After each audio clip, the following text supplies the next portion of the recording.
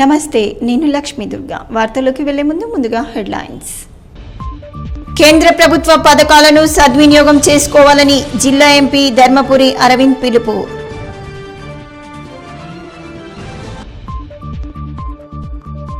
బాల్కొండ బోదేపల్లిలో స్వచ్ఛందంగా రక్తదానం చేసిన యువకులు.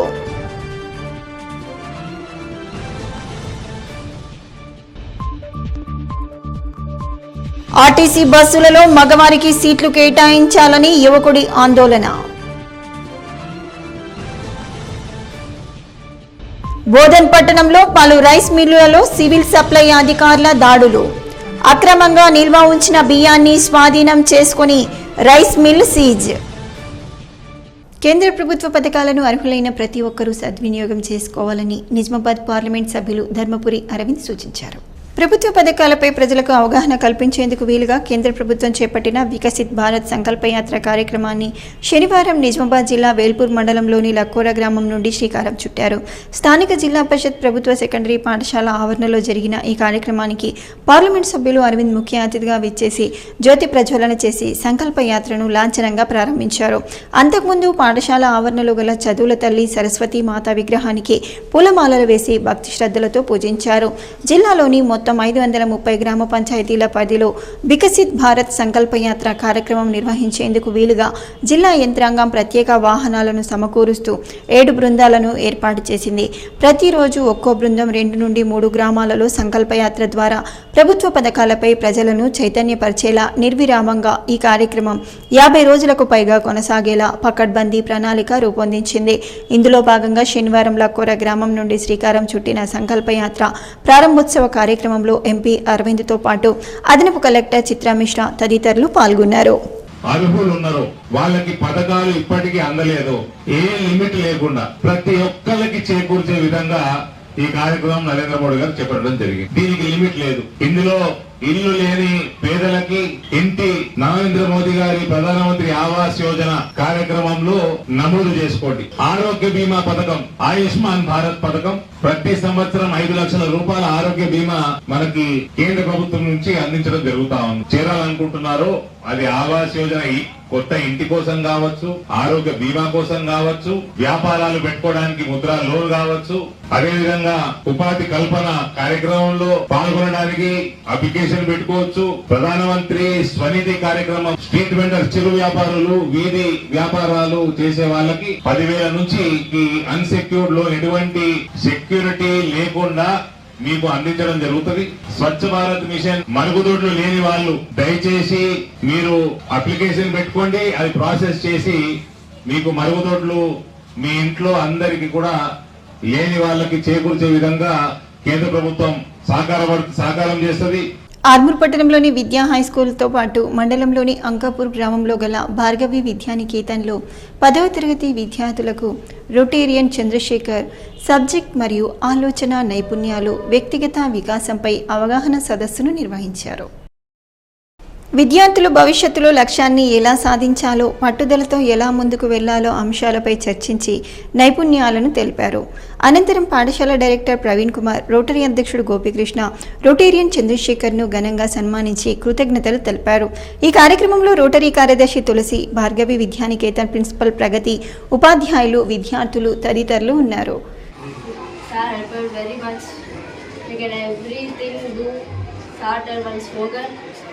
నేను తలుచుకుంటే ఏదైనా చేయగలుగుతారు. That is very important to our life. Thank you sir for telling us. Thank you for giving motivation class. కొత్త నోట్బుక్ తీసుకోండి.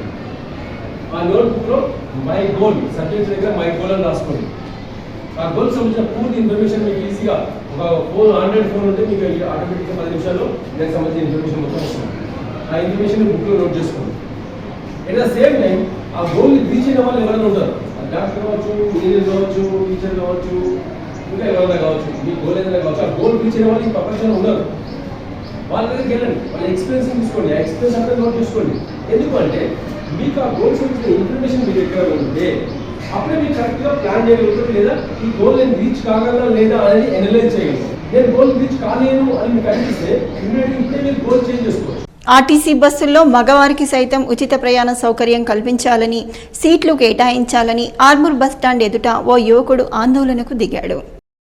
ఆర్మూర్ పట్టణానికి చెందిన వాసు అనే యువకుడు ఆర్టీసీ బస్టాండ్ ఎదుట ఆర్టీసీ బస్సు ముందు హంగామా చేపట్టాడు. ఆర్టీసీ బస్సులో మగవారికి సైతం ఉచిత ప్రయాణ సౌకర్యాలు కల్పించాలని బస్సుకు అడ్డంగా నిలబడి ధర్నా చేశాడు. బస్సుల్లో ఉన్న ప్రయాణికులు స్థానికులు నచ్చజెప్పి అక్కడి నుంచి పంపించారు. ఈ సందర్భంగా ఆయన మాట్లాడుతూ ఆర్టీసీ బస్సుల్లో కాంగ్రెస్ ప్రభుత్వం ఆడవారితో పాటు మగవారికి సైతం ఉచిత ప్రయాణ సౌకర్యాన్ని కల్పించాలని, అదేవిధంగా మగవారికి ప్రత్యేక సీట్లు కేటాయించాలని డిమాండ్ చేశారు. యువకుడి హంగామాతో ట్రాఫిక్ కు తీవ్ర అంతరాయం ఏర్పడింది.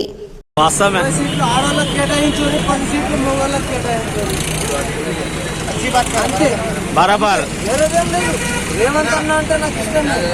5 ఏళ్ళు నువ్వే మమ్మల్ని ఇచ్చారు, కాకపోతే కొద్దిగా ఇచ్చేయి మమ్మల్ని కూడా. వాళ్ళకు ఒక 25 మాకు ఒక 15, ఒక 5 కుంటోళ్ళకి ముసలోళ్ళకి 5 కూర్చునే వాళ్ళకి ఇవ్వు, ఇంకొక 10 నిలబడేదానికి అంతే. బస్సులో 40 మంది అంతే, వేరేది ఏం లేదు. ఆలూరు గ్రామానికి చెందిన సీనియర్ నాయకులు మల్లేష్ గౌడ్, నందిపేట్ మండల కాంగ్రెస్ పార్టీ ఉపాధ్యక్షుడు సంజీవ్ కుటుంబ సభ్యులను కాంగ్రెస్ పార్టీ నియోజకవర్గ నాయకులు గోర్త రాజేందర్ పరామర్శించారు. ఆలూరు కాంగ్రెస్ పార్టీ సీనియర్ నాయకుడు మల్లేష్ గౌడ్ కుటుంబానికి కాంగ్రెస్ పార్టీ అన్ని విధాలుగా ఆదుకుంటుందని భరోసా ఇచ్చారు. ఈ కార్యక్రమంలో ఆలూరు మండల అధ్యక్షుడు విజయ్, మల్లారెడ్డి, ఉదయ్, నారాయణ తదితరులు ఉన్నారు. హైదరాబాద్లో ఎడ్యుకేషన్ అండ్ ట్రైనింగ్ రీసెర్చ్ ఆధ్వర్యంలో నిర్వహించిన కార్యక్రమంలో ఆర్మూర్ పట్టణానికి చెందిన లిల్లీపుట్ పాఠశాల కరెస్పాండెంట్ రామకృష్ణ బెస్ట్ కరెస్పాండెంట్ అవార్డును అందుకున్నారు. ఈ సందర్భంగా ఆయన మాట్లాడుతూ బెస్ట్ కరెస్పాండెంట్ అవార్డును పొందడం సంతోషకరంగా ఉందని అన్నారు. తనకు అవార్డు అందజేసిన ఎడ్యుకేషన్ అండ్ ట్రైనింగ్ రీసెర్చ్ వారికి కృతజ్ఞతలు తెలిపారు. అనంతరం ప్రిన్సిపల్ దాసు, ఉపాధ్యాయులు కరెస్పాండెంట్ రామకృష్ణని సన్మానించి శుభాకాంక్షలు తెలియజేశారు. బాల్కొండ, ముప్కాల్, మెండోరా మండలాల అంగన్వాడీ టీచర్లు, ఆశా కార్యకర్తలకు బేటీ బచావో బేటీ పడావో ఓరియంటేషన్ ప్రోగ్రాంని నిర్వహించారు. జిల్లా మహిళా సాధికారిక కేంద్రం పోషణ అభియాన్ ద్వారా అవగాహన కార్యక్రమాన్ని ఏర్పాటు చేశారు. ఈ కార్యక్రమానికి ముఖ్య అతిథిగా జిల్లా శిశు సంక్షేమ అధికారిని హాజరయ్యారు. ఈ సందర్భంగా వారు మాట్లాడుతూ లింగ వివక్షత చూపవద్దని, ఆడ మగ తేడా ఉండకూడదని, ఇద్దరిని సమానంగా పెంచాలని, లింగ వివక్ష దానిది శిశువు గర్భంలో ఉండగానే మొదలవుతుందని వివరించారు. ఆడపిల్లలను రక్షిద్దాం, చదివిద్దాం, ఎదిగనిద్దామనే నినాదాన్ని అందరూ అవగాహన చేసుకోవాలని అన్నారు. బోదేపల్లి గ్రామ పంచాయతీ కార్యాలయంలో ప్రాణధార బ్లడ్ సెంటర్ ఆర్మూర్ వారి ఉచిత రక్తదాన శిబిరం ఏర్పాటు చేశారు. ఈ కార్యక్రమాన్ని టీమ్ 14 యూత్ సభ్యులు నిర్వహించారు. ఈ కార్యక్రమంలో బోదేపల్లి గ్రామానికి చెందిన 12 మంది యువకులు రక్తదానం చేశారు. రక్తదానం చేయండి, ప్రాణదాతలు కండి అంటూ ఆర్గనైజేషన్ డాక్టర్ ప్రవీణ్ ప్రతాప్లు వారికి ప్రోత్సాహాన్ని అందించారు. రక్తదానం చేసిన వారిలో సర్పంచ్ నోముల రవి, యువకులు కోట గోపాల్, రోహిత్, రంజిత్, దేవేందర్, శ్రీకాంత్, అనిల్ కుమార్, హరీష్, గంగాధర్, వివేక్, నరేష్ తదితరులు ఉన్నారు. నరేంద్ర మోడీ ఎన్నికల వాగ్దానాన్ని విస్మరించి రైతు, కార్మిక, ప్రజా వ్యతిరేక విధానాన్ని అవలంబిస్తున్నారని, మోడీ ఫ్యాసిస్టు విధానాలకు వ్యతిరేకంగా పోరాడటమే పిట్ల ఎల్లన్నకు నిజమైన నివాళి అని సిపిఐఎంఎల్ న్యూ డెమోక్రసీ నిజామాబాద్ జిల్లా కార్యదర్శి ఆకుల పాపయ్య అన్నారు. ఎల్లన్న పేదింటిలో పుట్టి కష్టజీవుల రాజ్యం కోసం కదం తొక్కాడని ఆయన అన్నారు. రైతు, కూలీ, ప్రజా సమస్యలపై అనేక పోరాటాలు నిర్వహించి జనం హృదయంలో పదిలంగా నిలిచారని ఆయన తెలిపారు. భూమి కోసం, భుక్తి కోసం, దేశ విముక్తి కోసం పోరాడుతున్నామని పీపుల్స్ వార్ చెప్పి ఎల్లన్నను చంపడం విచారకరణమని ఆయన అన్నారు. అన్నదాత ఆకలితో అనేక సమస్యలతో సతమతమవుతున్నారని ఆయన తెలియజేశారు. మోడీ రైతు వ్యతిరేక 3 చట్టాలను తిరిగి అమలు చేయడానికి కుట్ర చేస్తున్నారని అన్నారు. ఎల్లన్న జీవితం ప్రజా ఉద్యమకారులకు స్ఫూర్తి అని ఆయన కొనియాడారు. దోపిడీ లేని వ్యవస్థకే ఉద్యమించాలని పిలుపునిచ్చారు.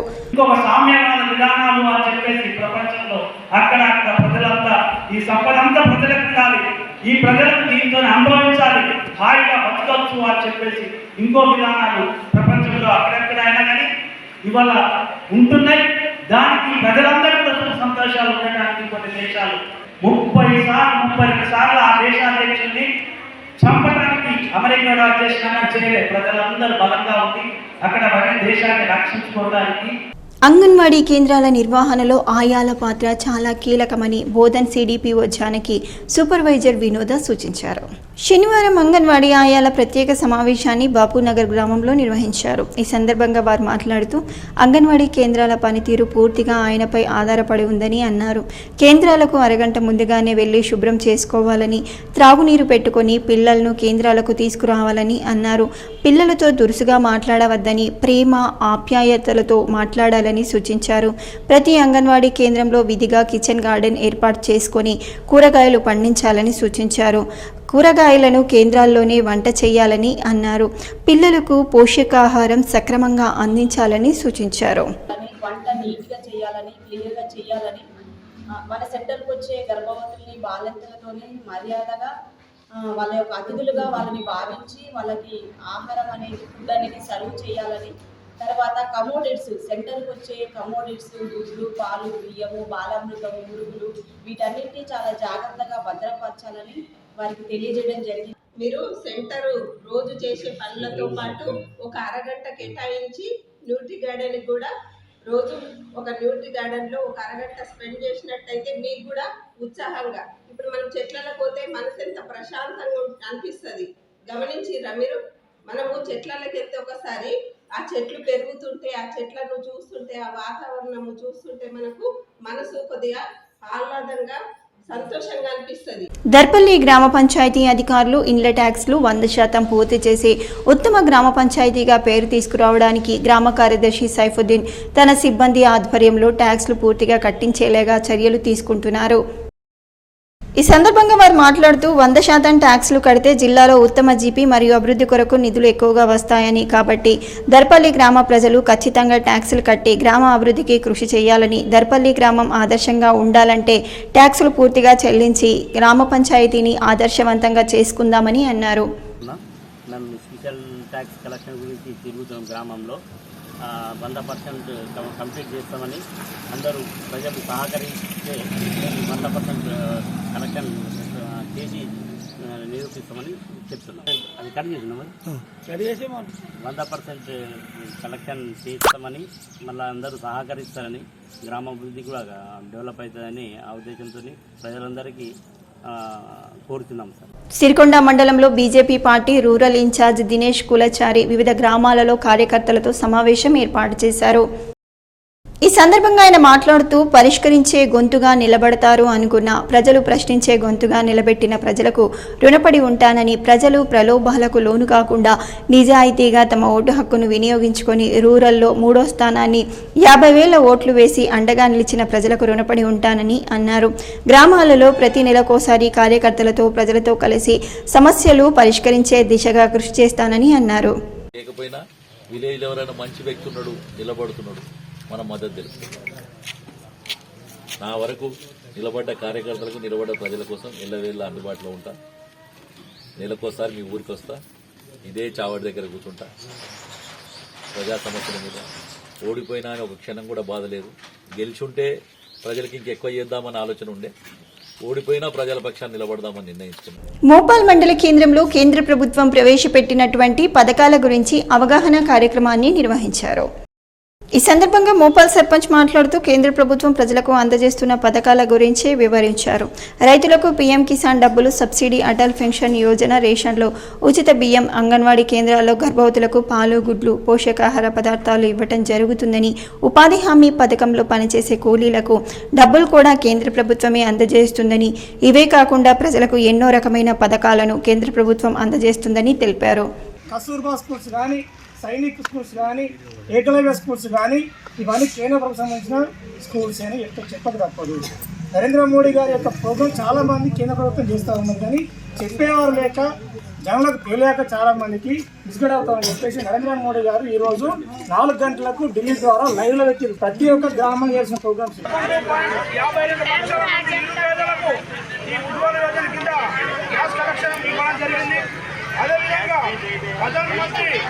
కిసాన్ యోజన కింద నిరుపేదలైనటువంటి రైతులకు మన కిసాన్ క్రెడిట్ కార్డులు, అదేవిధంగా మరియు ముద్రా లోన్లు ఇవ్వడం జరిగింది. చిన్న ధర దర్పల్లి మండల కేంద్రంలో BJP rural incharge Dinesh Kumar Kulachari ఇటీవల మరణించిన బీజేపీ కార్యకర్తల మరియు వారి బంధువుల ఇంటికి వెళ్లి పరామర్శించారు.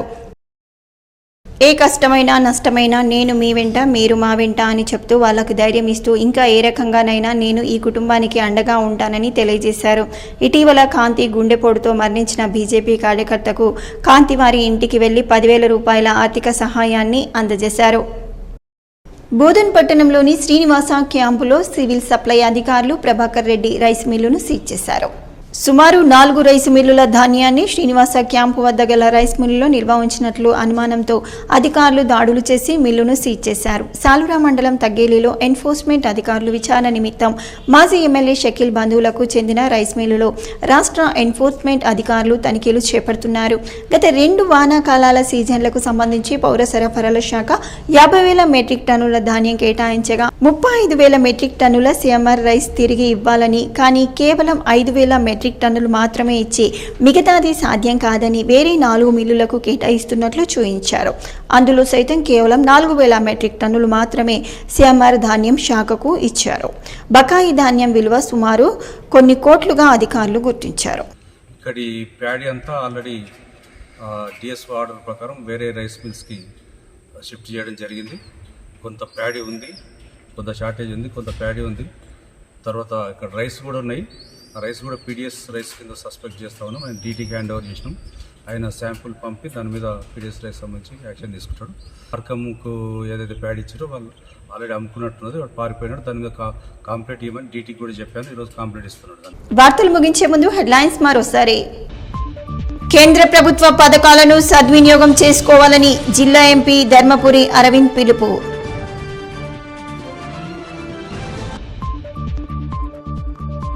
బాల్కొండ బోదేపల్లిలో స్వచ్ఛందంగా రక్తదానం చేసిన యువకులు.